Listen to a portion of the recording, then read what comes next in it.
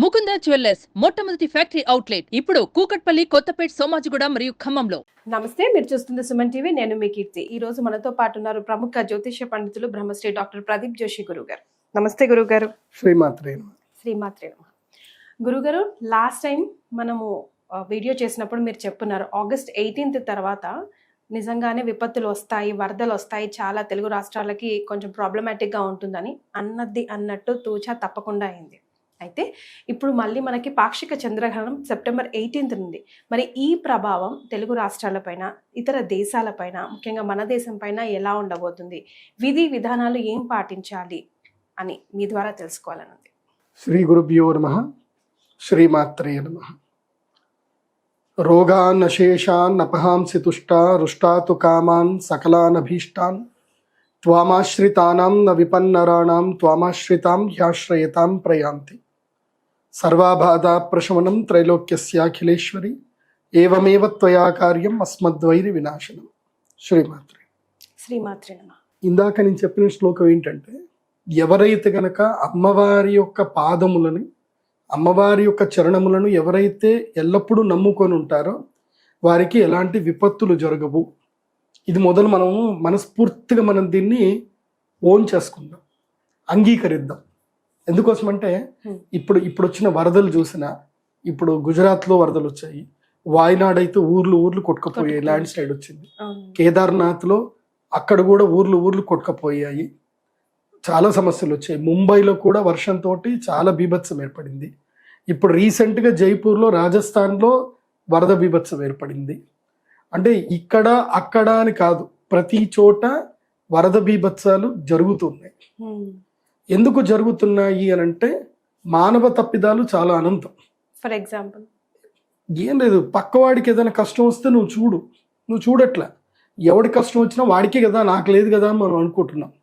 ఇప్పుడు ఈ యొక్క ప్రపంచం అనేది కూడా ప్రకృతి దృష్టిలో భూమిలో ఉండే ప్రజలందరూ చూస్తుంది ప్రకృతి. సో ఇప్పుడు ఇది నా శరీరం, ఇక్కడ నాకు పాము కుట్టింది కదా, ఇది నా చిటికెన వేలే కదా, చిటికెన వేలకి కుట్టింది, నాకు కుట్టలేదు అని అనుకుంటే విషం మెల్లిగా పాకి శరీరానికి మొత్తం వస్తుంది. సో ఆ చిటికెన వేలికి మనం ట్రీట్మెంట్ చేయాలి. అట్లాగే ప్రకృతిలో ఎక్కడ ఏ అనర్థం జరిగినా ప్రకృతికి మనం ఏదైతే విఘాతం ఏదైతే కల్పిస్తామో దాని యొక్క ప్రభావం అందరి మీద పడుతుంది. అది మనకి ఈ యొక్క గ్రహాలు మనకి సూచిస్తాయి. ఇప్పుడు గ్రహస్థితులు ఈ సంవత్సరం బాగాలేదు. ఇప్పుడు మనకి జ్యోతిష్ శాస్త్రంలో ఒక గొప్ప గుణం ఏంటంటే, సంవత్సరం పేరుతోటే ఆ సంవత్సరం అంతా ఎలా ఉంటుంది అనేది మనకు చెప్పేస్తుంది. మనకు అప్పుడు ఏమొచ్చింది, వికృతి నామ సంవత్సరం వచ్చింది. ఏమైంది, వికృతం మొత్తం జరిగింది. తర్వాత శార్వరి అంటే అందరి జీవితాలన్నీ కూడా చీకట్లోకి వెళ్ళిపోయాయి. తర్వాత ప్లవనామ సంవత్సరం, జీవితాలు మారాయి. శోభకృతనామ సంవత్సరం, పోయిన సంవత్సరం జీవితాలు బాగుపడ్డాయి, అందరి జీవితాలు బాగుపడ్డాయి, అందరూ ఆనందంగా ఉన్నారు. ఇప్పుడు ఏంటి అంటే క్రోధి నామ సంవత్సరం. అంటే ప్రకృతి ఏం చేస్తుంది, కోపం చూపిస్తుంది. సో ప్రకృతి యొక్క ప్రకోపాన్ని మనము భరించవలసిందే. ఇది జరుగుతుంది. ఇది క్రోధినామ సంవత్సరం. క్రోధినామ సంవత్సరంలో విశేషంగా 2 సూర్యగ్రహణాలు, 2 చంద్రగ్రహణాలు. నేను ఆల్రెడీ ఉగాది ఎప్పుడే మీరు నేను కలిసి డిస్కస్ చేసాం. అప్పుడు పంచగ్రహ కూటమిలో సూర్యగ్రహణం ఏర్పడింది. దాని యొక్క ప్రభావము ఈ సంవత్సరం పాటు ఉంటుంది. మళ్ళీ షష్టగ్రహ కూటమిలో వచ్చేటువంటి సూర్యగ్రహణం వరకు ఆ ప్రభావం ఉంటుంది. మళ్ళీ ఏప్రిల్లో సూర్యగ్రహణం రాబోతుంది. ఎప్పుడు షష్టగ్రహ కూటమితో కూడుకున్న సూర్యగ్రహణము ఏప్రిల్ 2025లో వస్తుంది. అప్పటి వరకు క్రోధినామ సంవత్సరం యొక్క క్రోధము ప్రభావం ఉంటుంది. ప్రకృతి యొక్క క్రోధ ప్రభావము ఈ యొక్క భూమండలం పైన ఉంటుంది. ఇప్పుడు విశేషంగా చెప్పాలి అని అంటే, ఈ యొక్క 18వ తారీఖు సెప్టెంబర్ 2024వ తారీఖు రోజున, అలాగే 2 అక్టోబర్ 2024 చంద్రగ్రహణము సెప్టెంబర్ 18కి ఉంది, అక్టోబర్ 2 సూర్యగ్రహణము. మొదలు ఇప్పుడు నేను చంద్రగ్రహణం గురించి చెప్తాను, జాగ్రత్త వినండి. 18 సెప్టెంబర్ అంటే మన ఇండియన్ టైం ప్రకారము, ఐఎస్టీ మన ఇండియన్ స్టాండర్డ్ టైం ప్రకారము 18 సెప్టెంబర్ 2024 ఉదయం 7:42 నుంచి మధ్యాహ్నం 12:30 అంటే ఆల్మోస్ట్ 1 o'clock వరకు, 7:30 to 1 o'clock వరకు, ఆల్మోస్ట్ 5 to 6 అవర్స్ మొత్తం కూడా ఈ గ్రహణం అనేది ప్రభావం అనేది ఉంటుంది. ఈ గ్రహణం టైమ్స్ లో వస్తుంది మార్నింగ్ టైంలో, అంటే మనకి కనబడదు. ఓకే, ఈ చంద్రగ్రహణము మన దగ్గర చంద్రుడు అస్తమిస్తాడు పశ్చిమం లోపల, ఈ ఇతర దేశాల్లో ఉదయిస్తాడు. ఆ ఏ దేశాల్లో ఆ చంద్రగ్రహణం కనిపిస్తుందో ఆ దేశాల పేర్లు కూడా చెప్తాను, అవి అందరూ కూడా నోట్ చేసుకోండి. అయితే ఈ చంద్రగ్రహణము మన దేశంలో అయితే లేదు, మనకి కనబడట్లేదు కాబట్టి మనకి సూతకం ఉండదు. అదేవిధంగా దేవాలయాలు మూసేయడాలు, ఆహార నియమాలు, ఇళ్ళు కడుక్కోవడాలు ఇవేవి కూడా మనకైతే లేవు. గ్రహణ నియమాలు వర్తించు. అయితే ఈ గ్రహణ నియమాలు వర్తించవు, కానీ గ్రహణం వల్ల గ్రహ ప్రభావం అయితే రాశుల మీద ప్రభావం అయితే తప్పకుండా ఉంటుంది.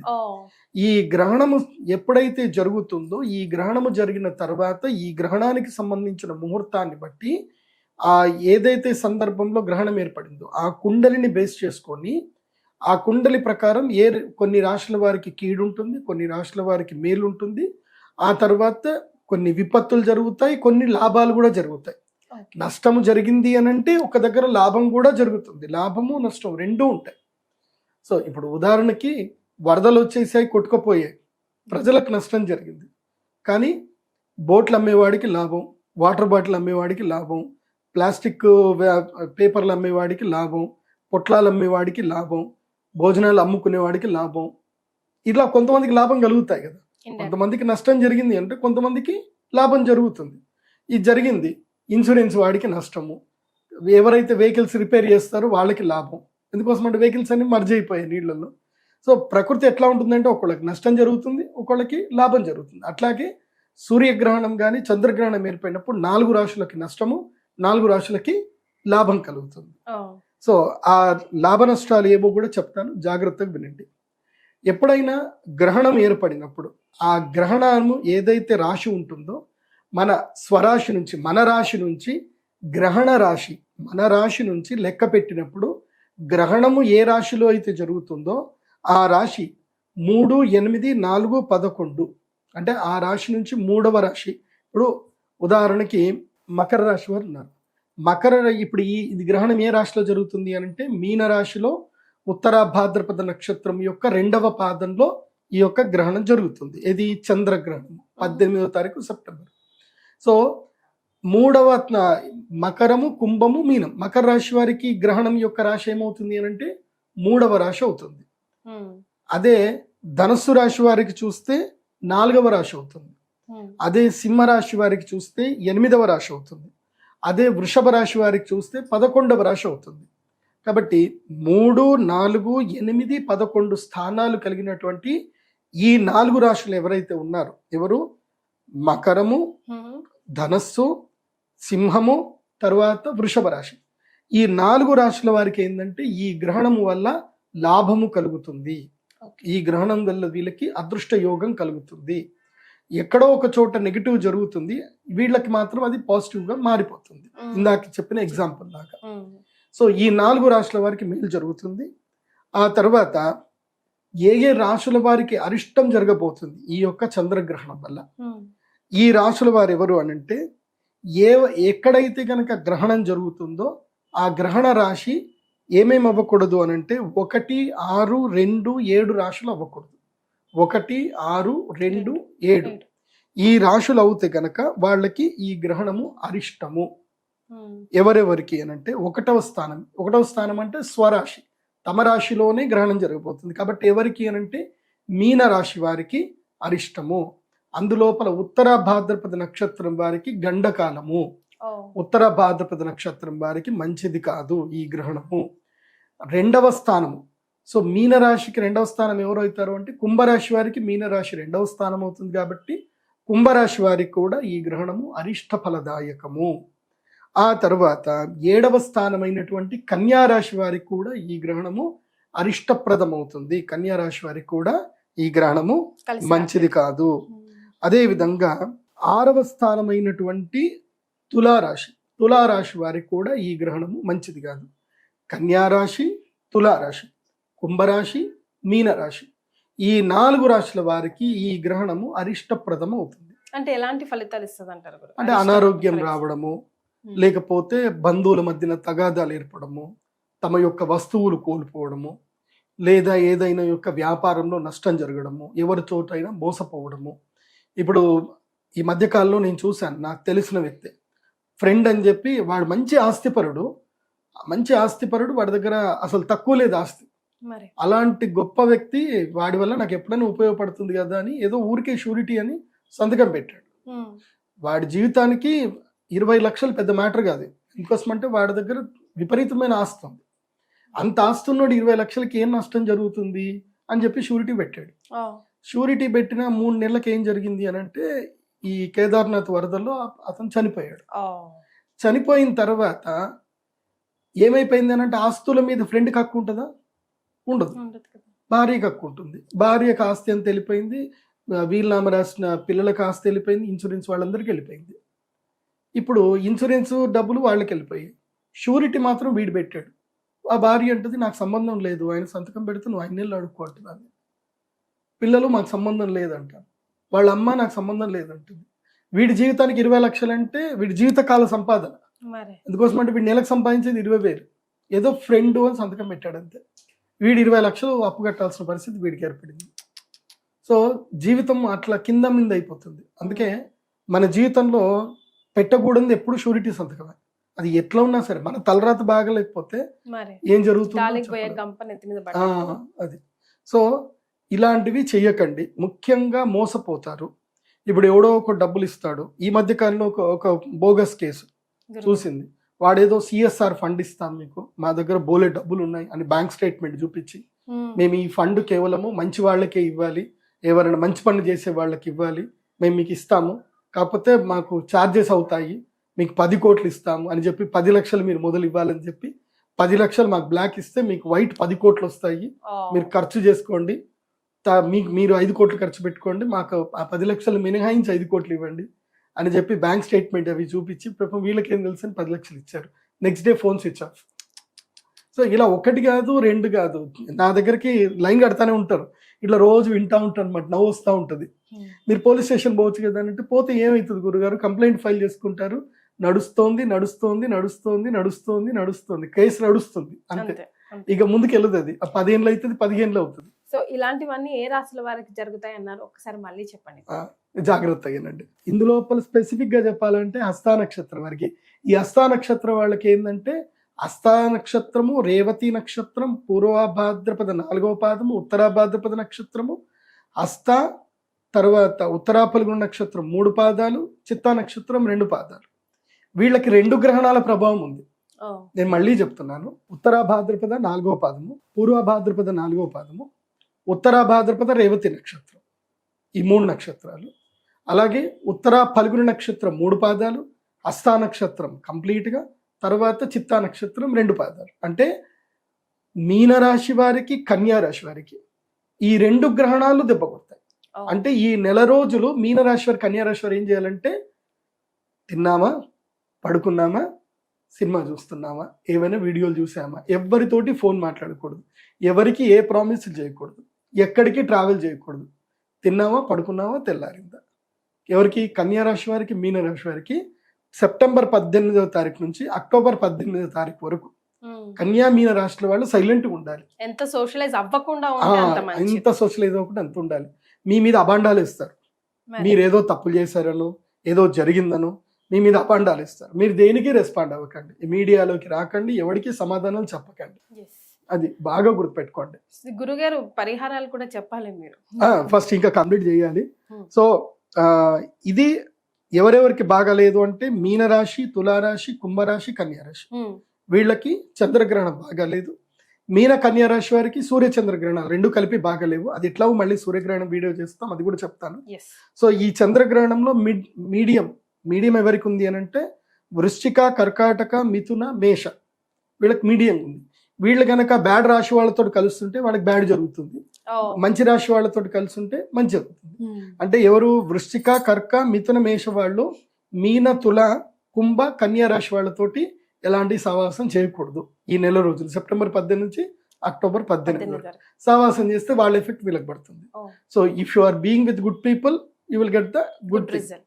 సో గుడ్ పీపుల్ అంటే అర్థం కాదు ఇక్కడ, గుడ్ జోడాక్ సైన్స్, ఎవరికైతే శుభ ఫలితాలని ఆ రాష్ట్రం వాళ్ళు. గ్రహణం జరుగుతుంది ఉత్తర భాద్రపద నక్షత్రం యొక్క 2వ పాదం నుంచి 3వ పాదంలో ఈ గ్రహణం జరిగే అవకాశాలు.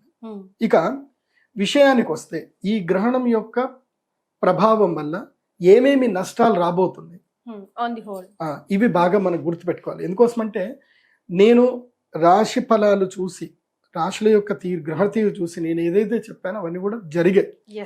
నేను అమ్మవారికి ప్రార్థన చేసేది ఏంటంటే, అమ్మ ఈ యొక్క చెప్పే వాక్కు సత్యం ఏదైతే శక్తి నాకు అమ్మవారి ఇస్తుందో అది వాక్కు సత్యమైనను కూడా దానికి సంబంధించిన నష్ట ప్రభావం ఏదైతుందో అది జరగకుండా చూడు తల్లి అని నేను ఎప్పుడూ అమ్మవారిని ప్రార్థన చేస్తాను. ఎందుకోసమంటే జ్యోతిష్ శాస్త్రం అనేది అద్దం లాంటిది. అది మనకి భవిష్యత్తు ఏం జరుగుతుందో మనకి చూపిస్తుంది. నువ్వు దాన్ని మేకప్ చేసుకున్నావా, మేక్ ఓవర్ చేసుకొని తప్పించుకోవడానికి ప్రయత్నం చేసావంటే నువ్వు బాగుంటావు. లేదు అని అంటే ప్రకృతి విపత్తు ఎట్లా ఎత్తుకుపోవాలో అట్లా ఎత్తుకొని పోతుంది.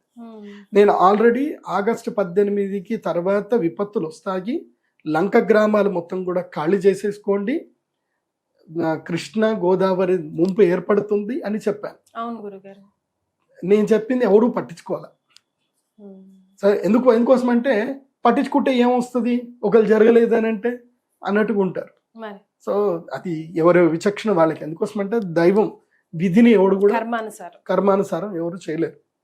ఇప్పుడు నేను చెప్పేది ఏంటంటే ఈ రాశి ఇది మెయిన్గా మీన రాశిలో సంభవిస్తుంది. మీన రాశిలో చంద్రగ్రహణం అంటే మీన రాశిలో చంద్రుడు రాహువు కలిసి ఉన్నారు. చంద్రరాహువులు కలిసి ఉన్నప్పుడు మీన రాశిలో గనక సంభవిస్తే ఏం జరుగుతుందంటే మీనం అంటే ఏంటి, చేపలు, ఫిష్. ఈ యొక్క జలము పైన ఈ గ్రహణ ప్రభావం ఎక్కువగా ఉంటుంది. జలము పైన అంటే ఇంకేంటి, ఇప్పుడు జల ప్రళయాలు సంభవిస్తాయి అని అర్థం. ముఖ్యంగా సునామీలు ఏర్పడతాయి, అదేవిధంగా వరదలు ఇంకా బీభత్సంగా వరదలు అవుతాయి, చెరువులకి గండు పడతాయి, గ్రామాలు మునిగిపోతాయి. అది జరుగుతుంది. అది కాకుండా ఈ యొక్క మత్స్య సంపద మొత్తం కూడా నాశనం అవుతుంది. గురుగారు ఇక్కడ ఒక చిన్న ప్రశ్న, అంటే మన దేశంలో కనిపించట్లేదు అన్నారు కదా, మరి ఇంకే దేశాల్లో కనిపిస్తుంది? ఈ మీరు చెప్పిన ప్రభావాలు స్టిల్ మన దేశంలో కనిపించకపోయినా మనం దాన్ని భరించాల్సిందేనా? గ్రహణ ప్రభావం మన దేశంలో కనబడకపోయినా గ్రహస్థితి అనేది ఏదైతే ఉంటుందో అది యావత్ భూమండలానికి వర్తిస్తుంది. సో ఆ గ్రహస్థితి ప్రభావము అంటే గ్రహణం యొక్క ప్రభావం మన దేశం పైన 25% అయితే ఉంటుంది. సో ఆ 25% కూడా మనకి కొంచెం విపత్తు వచ్చిన విపత్తే కదా. కాబట్టి ఇక్కడ నేను చెప్పినట్టుగా ఈ గ్రహణ ప్రభావము ముఖ్యంగా కర్నూలు, తుంగభద్ర నదీ తీర ప్రాంతం వాసులకు, అదేవిధంగా సముద్ర తీర ప్రాంత వాసులైనటువంటి విశాఖ, కాకినాడ, తర్వాత విజయనగరము అటు సైడ్ వాళ్ళకి, కోస్తా తీర వాసులకు, అదేవిధంగా వెస్టర్న్ ఘాట్స్లో ఉండేటువంటి వారికి, వెస్టర్న్ ఘాట్స్ ఏదైతే కనుక నదీ పరివాహక ప్రాంతాలు కానీ తర్వాత కొండ ప్రాంతంలో ఉండేటువంటి వాళ్ళకి, వెస్టర్న్ ఘాట్స్ అంటే కేరళ, తమిళనాడు, కర్ణాటక, మహారాష్ట్ర మొత్తం 3 వస్తాయి. సో వెస్టర్న్ ఘాట్స్లో కూడా ల్యాండ్ స్లైడ్స్ వచ్చే అవకాశం ఉంటుంది. సో ఈ యొక్క గ్రహణం యొక్క ప్రభావము అక్టోబర్ 18వ తారీఖు వరకు ఉంటుంది. ఇందులోపలనే భూకంపాలు కూడా వచ్చే అవకాశం ఉంటుంది, ల్యాండ్ స్లైడింగ్స్ వచ్చే అవకాశాలు కూడా కనిపిస్తున్నాయి. సో ఇవి గ్రహణం యొక్క ప్రకృతి విపత్తులు, అంటే సామూహికంగా అందరికి వచ్చేటువంటి గ్రహణ ప్రభావాలు. మరి ఈ గ్రహణ ప్రభావానికి రెమెడీ ఏమిటి, ఏం పరిష్కారాలు ఏం చేసుకోవాలి అంటే దైవధ్యానం తప్పకుండా చేసుకోండి. ఇంట్లో ఉండండి, దైవధ్యానం చేసుకోండి. ఈ గ్రహణము జలము పైన గండంగా వస్తుంది కాబట్టి నదీ పరివాహక ప్రాంతాలకు వెళ్ళకండి. తర్వాత విహారయాత్రలకి, నదుల్లో విహారయాత్రలు, స్పీడ్ బోటింగ్ అని చెప్పి వాటికి కూడా వెళ్ళకండి. అదేవిధంగా మేము అన్ని ప్రికాషన్ తీసుకున్నామండి అన్ని అనుకున్నా వేస్ట్. ఎందుకోసం అంటే మొన్న ఈ మధ్యలోనే నంద్యాల దగ్గర ఒక పెద్ద పోలీస్ ఆఫీసర్ వాళ్ళ పిల్లలే విహారయాత్రకని వెళ్ళారు, బోట్లో లైఫ్ జాకెట్ వేసుకున్నారు, అన్ని వేసుకున్నారు. వాళ్ళ దురదృష్టం ఏందనంటే లైఫ్ జాకెట్ వల్లనే వాళ్ళు చనిపోయారు. అది ఎందుకోసం అంటే ఆ బోట్ తిరగబడిన బోట్ వాళ్ళ మీదే పడింది. సో ఆ బోట్లో నుంచి వీళ్ళు బయటకు రావాలంటే మునిగి బోట్లో నుంచి బయటకు రావాలి. వీళ్ళు మునుగుదామంటే లైఫ్ జాకెట్ మునగడానికి ఛాన్స్ ఇవ్వట్ల. సో ఆ బోట్ బరువు వెళ్ళిపోయి వీళ్ళు లోపల మునిగిపోయారు. సో వాళ్ళు బయటకు రాలేకపోయారు. ఇది ప్రెషర్ ఏమో పైకి కొడుతుంది, బోట్ ఏమో పైకి ప్రెషర్ ఇస్తుంది. సో అకస్మాత్తుగా అక్కడ చనిపోయారు. ఇంకా సో మరణం అనేది మృత్యుగండం దీనిపైన ఉంది అన్నప్పుడు అది జరిగిపోతుంది. అక్టోబర్ 18వ తారీఖు వరకు గండ పురుషుడు భూమిపైన సంచారం చేస్తాడు. అందులోపల జలము పైన సంచారం చేస్తాడు, తదుపరి అగ్ని పైన సంచారం చేస్తాడు. అంటే విద్యుత్ ఆఘాతాలు బాగా జరిగే అవకాశం ఉంటుంది. కాబట్టి విద్యుత్ అధికారులు కూడా చాలా అప్రమత్తంగా ఉండండి. అండ్ ప్రజలు కూడా చెప్పేది ఏంటంటే, మీరు విద్యుత్ అధికారులని కోప్పడకండి, తిట్టకండి వాళ్ళని. వాళ్ళు కరెంటు తీశారు అని అంటే మన మంచి కోసమే తీశారు అని అర్థం చేసుకోండి. ఏదో సీరియల్ మిస్ అయిపోతున్నామో, క్రికెట్ మిస్ అయిపోతున్నావు అనుకుంటాం కానీ అక్కడ లైఫ్లు మిస్ అయిపోతాయి. ఎందుకోసం అంటే ఎక్కడైనా ఒక తీగ నీటిలో తెగిపడిందంటే ఎర్త్ సరిగ్గా లేకపోతే ఇంకా అందరి ప్రాణాలు ఎగిరిపోతాయి. సో ఆ విషయంలో జాగ్రత్తగా ఉండండి. ఇక పరిష్కార విషయానికి వస్తే గ్రహణం అనేటువంటిది చాలా అద్భుతమైన సమయం. ఎవరెవరి జాతకంలో అయితే గనక చంద్రుడు రాహువు కలిసి ఉన్న, చంద్రుడు కేతు కలిసి ఉన్న వాళ్ళకి జీవితము లోపల ఏవి కూడా ఫుల్ఫిల్గా దొరకవు, సాటిస్ఫాక్షన్గా వాళ్ళ జీవితం ఉండదు, మనస్సు తృప్తిగా ఉండదు, మనస్సు ఎప్పుడు చంచలంగా ఉంటుంది, తర్వాత జ్ఞాపక శక్తి తక్కువగా ఉంటుంది, తర్వాత శరీరంలో ఎప్పుడు కూడా అనారోగ్యాలు ఉంటాయి. ఏవి? చంద్రకేతువు, చంద్ర రాహువు ఇవి కలిసి ఉంటాయి. చంద్రకేతువు జాతకంలో ఎవరికైతే కలిసి ఉంటుందో వాళ్ళకి విపరీతమైన అనుమానం ఉంటుంది, విపరీతమైన ఆలోచన. ఎప్పుడు పడుకున్నా, లేచినా, కూర్చున్నా ఎప్పుడూ ఆలోచనే ఉంటుంది వాళ్ళకి. తీరా చేస్తే ఒరిగేది ఏముండదు, కానీ ఆలోచిస్తూనే ఉంటారు. ఏదో ఆలోచన, ఎవరినో తిడుతూ ఉంటారు, ఎవరి మీదనో నోటిఫై చేస్తూ ఉంటారు. ఇప్పుడు ఇంట్లో వాళ్ళని, ఇప్పుడు వాళ్ళ భార్య ఎంత చేస్తున్నా వాళ్ళని తిడుతూనే ఉంటారు, అది కరెక్ట్ చేయట్లేదు, ఇది కరెక్ట్ చేయట్లేదు, ఇట్లా అంటూనే ఉంటారు. అది చంద్రకేతు ప్రభావం. చంద్ర రాహు ప్రభావం ఎలా ఉంటుంది అని అంటే, ఎన్ని టాబ్లెట్లు వేసుకోండి, ఎంత యోగా చేయండి, ఏమీ చేయండి, అనారోగ్యం అట్లాగే కంటిన్యూ అవుతూ ఉంటుంది. అయితే డైజెషన్ ఇష్యూ ఉంటుంది, లేకపోతే స్కిన్ ఎలర్జీ ఇష్యూ ఉంటుంది, లేకపోతే ఎండోక్రైనికల్ గ్లాండ్స్ ఇష్యూస్ ఉంటాయి. ఇవన్నీ కూడా చంద్రరాహు యుతిలు, చంద్రకేతు వల్ల. మెయిన్గా ఇంకోటి ఏంటంటే జ్ఞాపక శక్తి సరిగ్గా లేకపోవడం, మితిమీరిన ఆలోచనలు ఎక్కువగా ఉండడం, పిచ్చి, వెర్రి, ఇవి కూడా చంద్రకేతు యుతి, చంద్రరాహు యుతి వల్లనే జరుగుతాయి. ఇంకోటి, ఎవరైతే గనక ఇది చాలా జాగ్రత్త వినండి, ఎవరైతే గనక పిల్లలు గ్రహణం సమయంలో, అంటే ఇప్పుడు ఈ సెప్టెంబర్ 17, 18కేమో చంద్రగ్రహణం ఉంది, అక్టోబర్ 2కేమో సూర్యగ్రహణం ఉంది. ఎప్పుడు గుర్తుపెట్టుకోండి, చంద్రగ్రహణము, సూర్యగ్రహణం ఇవి రెండు కూడా అయింది అని అంటే కలిసే వస్తాయి. అంటే 15 రోజుల గ్యాప్ లోనే వస్తాయి తప్పకుండా. ఇటు సూర్యగ్రహణం వచ్చింది అని అంటే తర్వాత చంద్రగ్రహణం పక్కా గ్యారంటీకి వస్తుంది. సో అందులో ఒక డౌట్ లేదు. ఈ మధ్య కాలంలో ఎవరైనా పుడితే దీన్ని సంధి కాలము అంటారు, గ్రహణ సంధి కాలము అంటారు, దీన్ని గ్రహణ వేద కాలం అని కూడా అంటారు. ఎవరైతే ఈ గ్రహణ వేద కాలంలో పుడతారో వాళ్ళ జీవితంలో వాళ్ళకి అదృష్టం రాదు, వాళ్ళ జీవితంలో ఏ పనికి వెళ్ళినా వాళ్ళకి విఘ్నాలు జరుగుతూనే ఉంటాయి, జీవితంలో ఆనందం అనేది దొరకదు, ఏదో ఒక మూలకంగా వాళ్ళకి ఏదో ఒక వెలుతు వస్తుంది. అయితే కుటుంబ జీవితం బాగుండదు, లేదా ఆరోగ్య జీవితం బాగుండదు, లేకపోతే ఫినాన్షియల్ సపోర్ట్స్ ఉండవు, లేకపోతే ఇల్లు దొరకదు, లేదంటే వాహన గండాలు ఏవో జరుగుతూ ఉంటాయి. ఇలాంటి ఇబ్బందులు ఈ గ్రహణ వేదలు పుట్టినటువంటి వాళ్ళకు ఉంటాయి. సో మీరు ఏ డేట్ ఆఫ్ బర్త్ పుట్టారు, మీరు ఒకటి గుర్తుపెట్టుకోండి, మీ date of birth, time, place రాసుకోండి, మీ డేట్ రాసుకొని pradeepjoshi.com వెబ్సైట్కి విజిట్ అయ్యి మీ యొక్క హోరోస్కోప్ని ఆర్డర్ చేసుకోండి. మీకు కుండలి వస్తుంది. ఆ కుండలి లోపల మీరు చూసుకోవాలి, లగ్న కుండలి, జన్మ లగ్న కుండలి అని టైటిల్ వస్తుంది. అందులోపల చంద్ర రాహు, చంద్రకేతు కలిసి ఉన్నారో లేదో చూసుకోండి. ఆ బాక్స్లో చంద్రరాహు లేదా చంద్రకేతు కలిసి ఉంటే మీరు సెప్టెంబర్ 18వ తారీఖు రోజున మేమైతే పొద్దున పూట అంటే 7 గంటల నుంచి మధ్యాహ్నం 1 గంటల వరకు చంద్రగ్రహణ వేద పూజ చేస్తాం. సో దీన్ని చంద్రామృత సిద్ధి తంత్రము అంటారు.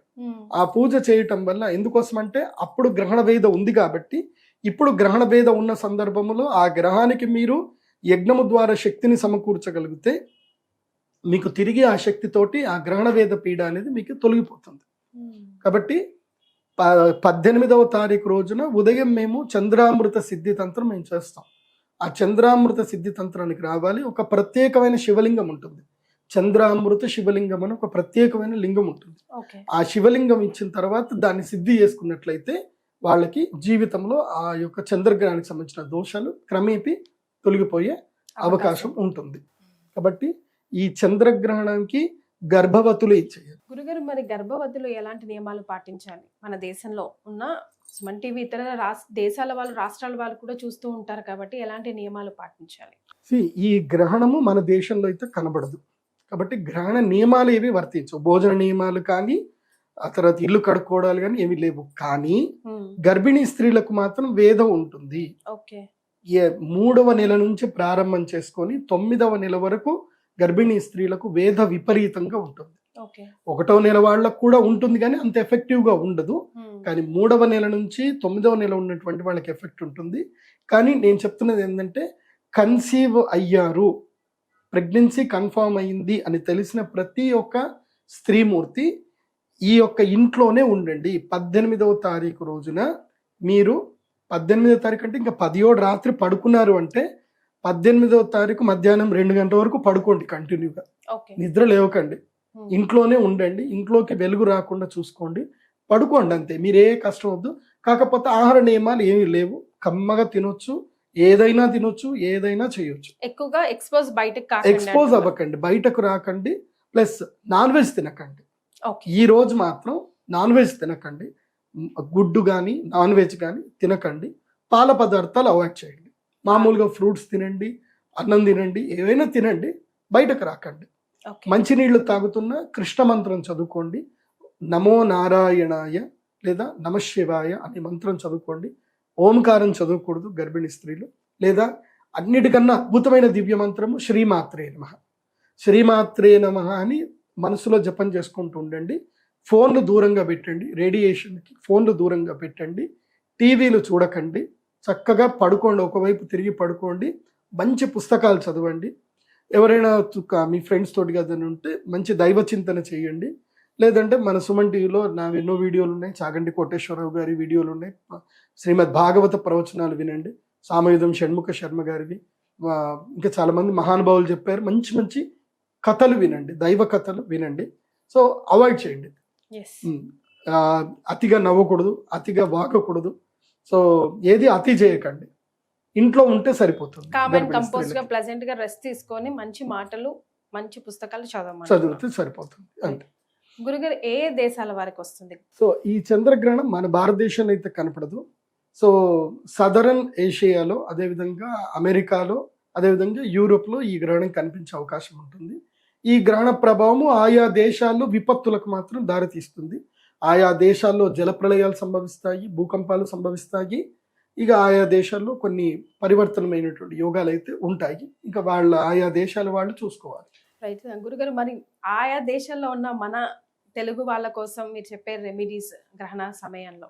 నేను మీ అందరికీ చెప్పేది ఏంటంటే, మీరు అక్కడ రెమెడీ చేసుకుంటారో చేసుకోలేకపోతారు. ఎందుకోసం అంటే అక్కడ అంతా పండితులు ఉండరు. కాబట్టి మీరు ఉన్నంతలోనే ఏ దేశంలో ఇది పెనంబ్రల్, ఇది సంపూర్ణ చంద్రగ్రహణం కూడా కాదు. ఇది కైండ్ ఆఫ్ బ్లడ్ మూన్ అంటారు. అంటే చంద్రుడు మనకి ఎర్రగా కనిపిస్తాడు. సో ఆ యొక్క భూమి యొక్క నీడ పార్షల్ గా దాని మీద పడుతుంది. ఇది సంపూర్ణ చంద్రగ్రహణం కాదు, ఖగ్రాస చంద్రగ్రహణం కాదు, ఇది పెనంబ్రల్ చంద్రగ్రహణం అంటారు. సో చంద్రుడి పైన భూమి యొక్క ఛాయ పడుతుంది. కాబట్టి ఏం జరుగుతుంది అని అంటే కనుక, ఈ గ్రహణ ప్రభావం ఎక్కడైతే మన యొక్క సుమన్ టీవీ ఎక్కడికైనా పోతుంది, వరల్డ్ వైడ్గా వెళ్తుంది. కాబట్టి ఎవరైతే యూరోప్ కంట్రీలో, తర్వాత అమెరికాలో ఎవరైతే ఉన్నారో, మీ అందరికీ చెప్పేది ఏంటంటే, ఇంట్లోనే కూర్చొని జపం చేసుకోండి. పురుషులైతే కనుక ఓం నమ శివాయ, అదేవిధంగా ఓం నమో నారాయణాయ ఈ మంత్రం చదువుకోండి. లలితా సహస్రనామం చదవండి, విష్ణు సహస్రనామం చదువుకోండి. ఉన్నంతలో ధ్యానం చేసుకోండి, జపం చేసుకోండి. పిల్లలైతే కనుక ఏం చేయాలి అని అంటే, గ్రహణ సమయంలో ఇది బాగా గుర్తుపెట్టుకోండి, ట్రిక్ ఇది. గ్రహణ సమయంలో ఇది విలోమ కాల సర్ప యోగం అంటారు. మనకి ఏదైతే సబ్జెక్టు జీవితంలో కష్టతరమైందో రాదో, ఆ సబ్జెక్ట్ని గ్రహణ సమయంలో భగవంతునికి నివేదన చేస్తూ ఆ సబ్జెక్ట్ చదవాలి. చదివితే ఆ సబ్జెక్ట్ వచ్చేస్తుంది. నాకు మ్యాథమెటిక్స్ చాలా కష్టం. మా నాన్నగారు ఏం చెప్పారు అంటే, సూర్య సిద్ధాంతం నాకు రాదు, నేను ఫెయిల్ అయిపోయానంటే, నువ్వు గ్రహణం సమయంలో చదువు, నీకు అది సిద్ధిస్తుంది అన్నాడు. నేను గ్రహణ సమయంలో సూర్య సిద్ధాంతం మొత్తం పారాయణం చేశాను. ఆ తర్వాత గ్రహలాఘవము అన్నీ బాగా వచ్చేసాడు నాకు. కాబట్టి మీకు కూడా చెప్పేది ఏంటంటే, మీకు ఫిజిక్స్ ప్రాబ్లం ఉన్నా, మ్యాథమెటిక్స్ ప్రాబ్లం ఉన్నా, ఏదైనా ఎగ్జామ్లో ఫెయిల్ అవుతున్నా, ఈ గ్రహణ సమయంలో చదవండి. పిల్లలందరికీ చెప్పేది ఏంటంటే, విద్యార్థులు చదవండి, మీకు యోగిస్తుంది. సరే, ఎవరైనా సరే ఈ గ్రహణం అప్పుడు మరి మా రాశిలో జరుగుతుంది అనండి, మరి మాకు బాగలేదు అని అంటే, మీరు నా వెబ్సైట్కి విజిట్ అవ్వండి, మీ గోత్రనామాలు అక్కడ ఎంటర్ చేయండి. మీ గోత్రనామాల పైన చదివి మీకు గ్రహణ ప్రసాదము, మాలలు మీకు పంపించడం జరుగుతుంది. సో విన్నారు కదా, గురుగారు చెప్పింది తూచా తప్పకుండా పాటించండి, అంతా మంచి జరుగుతుంది. అంతే కదా గురుగారు? శ్రీమాత్రే నమః. శ్రీమాత్రే.